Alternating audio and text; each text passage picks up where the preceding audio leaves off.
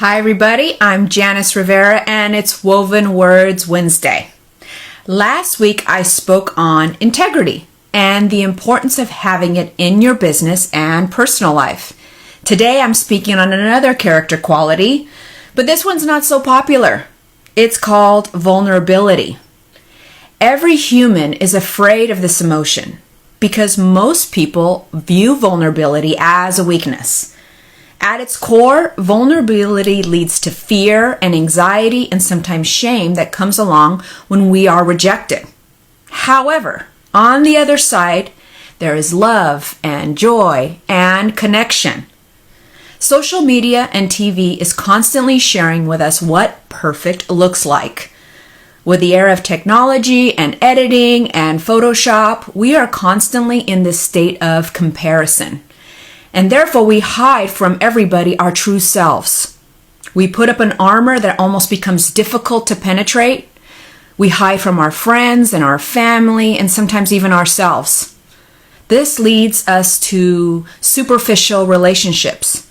Therefore, we numb ourselves to being vulnerable so we don't have to open up, so we don't get disappointed.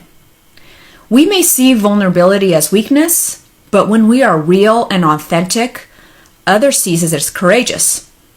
But it does leave us open to uncertainty with things such as hurt, judgment, and rejection.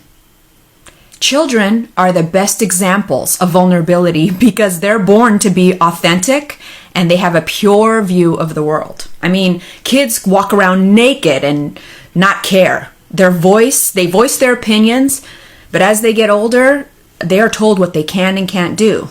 So they tell a secret to a friend and it gets spread around, or they get into relationships and have breakups or other hard life experiences, and eventually they close off.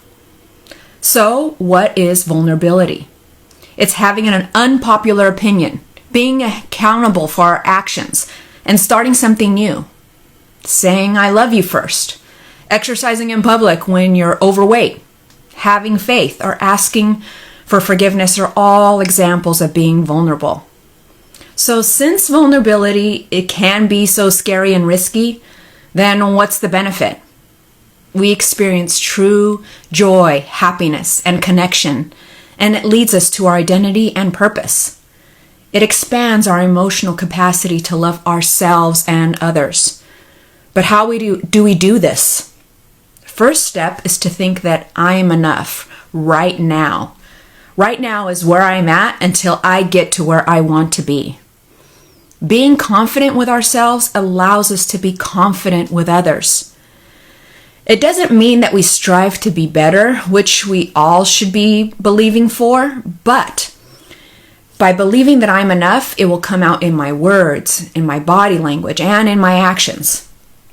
You also get to fully experience being alive. Second, stop trying to be perfect. Perfectionism is not self-improvement.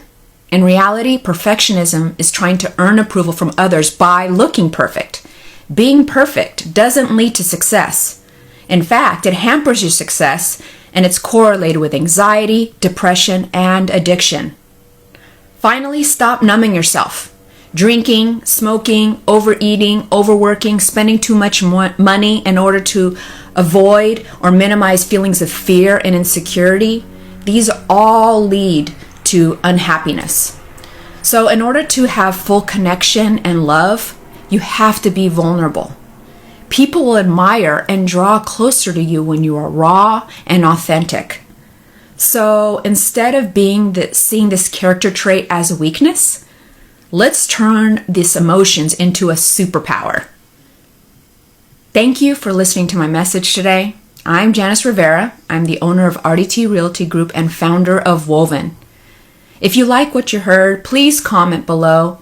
And you can also follow me on Facebook at San Diego Beach Lifestyle and Woven San Diego for more content.